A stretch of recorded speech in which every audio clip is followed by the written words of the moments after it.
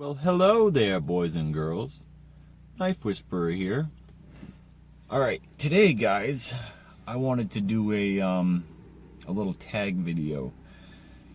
Now, what I came up with is a little discussion on what your favorite most impractical knife is. Okay.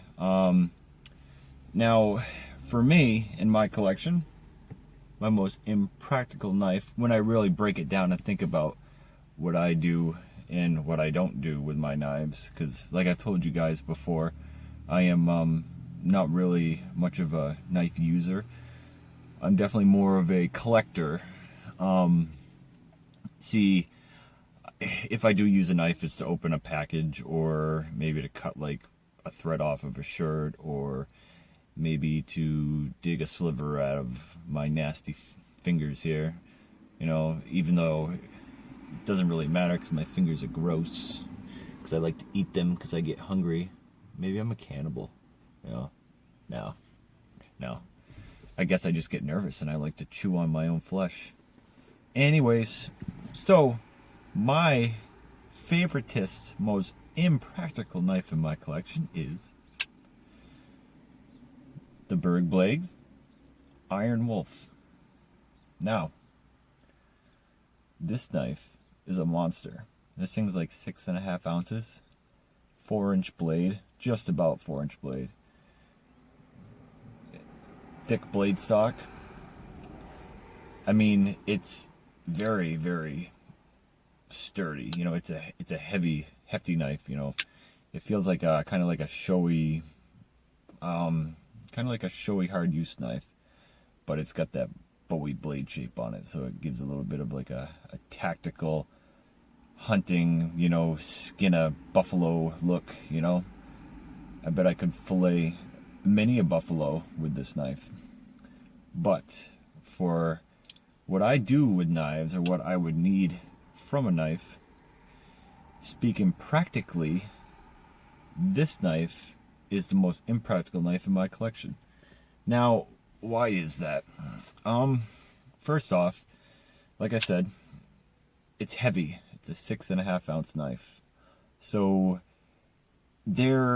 we all know there's a lot of knives out there that, I mean, you can find 4-inch blade knives that are 3 ounces, or, you know, under 4 ounces, and they're much easier to carry around, you know, and they have a thinner blade stock, so they're more slicey. You know, they come down to a thinner edge. Although this one really isn't bad, you know. I think I measured at 22 thousandths, so that's pretty decent for the blade stock. And it's between the heft and the size of the blade. Now, guys, I live in New Hampshire, and I don't really, the chances of me getting mugged walking around this little hick town I live in are slim to none. So I don't really need a big 4-inch Bowie knife like this to carry around, you know. So it's really just kind of impractical, you know. It's also, like I said, if I do use a knife, it's to cut a thread, maybe some boxes, you know, like, I don't really ever use them, you know. So also, do I need a high-end blade steel? This comes with the, nowadays, S35VN isn't really high-end, but it is still considered super steel, and you pay for that super steel. So cost-wise, this knife is pretty impractical too, you know. If I'm thinking practically, you know, for a cutting tool, this knife is just, it shouldn't be the one, you know. It's way more knife than I need practically. So, but to tie this all around, the funny thing about an impractical knife, if you think about it, a lot of times those knives are your favorite knives in your collection, you know. like this is probably my favorite, if not this one, then my 0850 CF. Oh, 08 CF, carbon fiber, blacked out, limited run.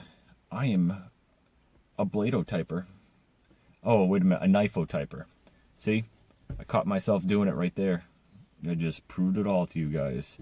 Had to tell you a bunch of information that I could have just said my 0850, but no, I had to throw in all the little fancy sprinkles of crap that I feel you should know because it makes me special, or I feel special, or hope to look special in your eyes.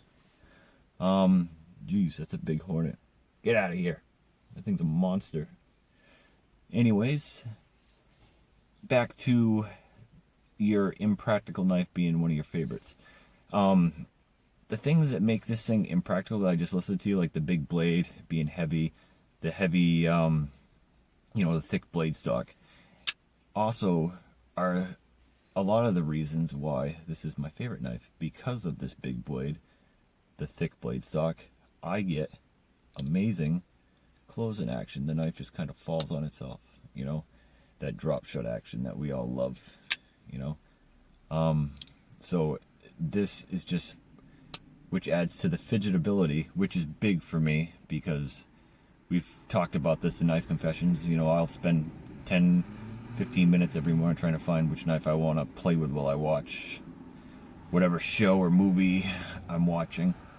So that's big to me, so this knife has it in spades. Action, beautiful, and being big and hefty, and just, it makes it fun to play with, and it just looks sweet, and knowing that if anyone were to burst in the door while I'm playing with this Iron Wolf, all I would have to do is go, and they're gonna go, I get it. See you later.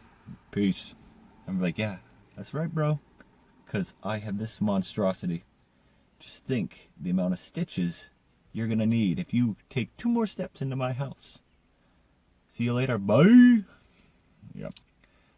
So, funny thing, the things that make this knife impractical in my day-to-day life and owning and spending money on is all the same reasons that I love this knife.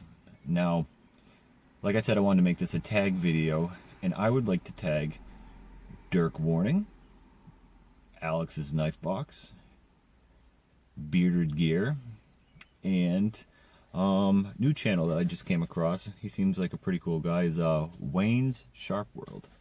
So guys, hopefully I can figure out how to put the little tags in it so it will pop up on their page or whatever, so they know to watch it. But do me a favor, and if you're not subscribed to these guys, which I'm sure you all are, subscribe to them and let them know that the Knife Whisperer is looking for them, and I want to know what their most impractical knife is in their collection, and what makes it impractical if you really think about it and break it down. I am not really a user of knives. If I was and I was thinking practically, then this would be all the knife I would need. This Civivi Dogma right here. Not too big enough, thin and slicey.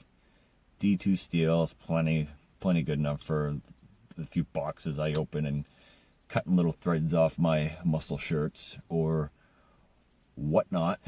And it's $45.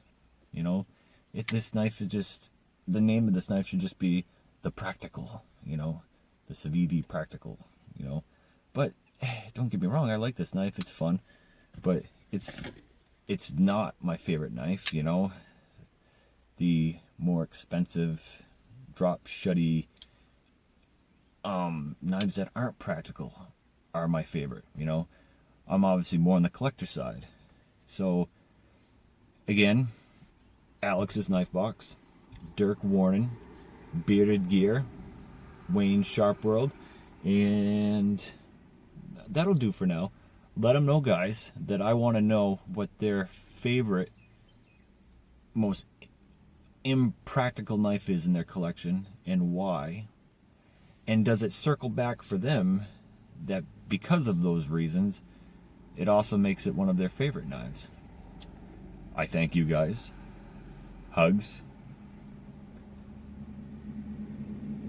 And we got the house in the background because we're at my house. So we're gonna do the flex. Oh, yeah. Oh. Boom. The double. My neighbors are to my left right here. They're looking at me like I'm a freak. I don't even want to look at them. Anyways, guys, Knife Whisperer loves you. Peace.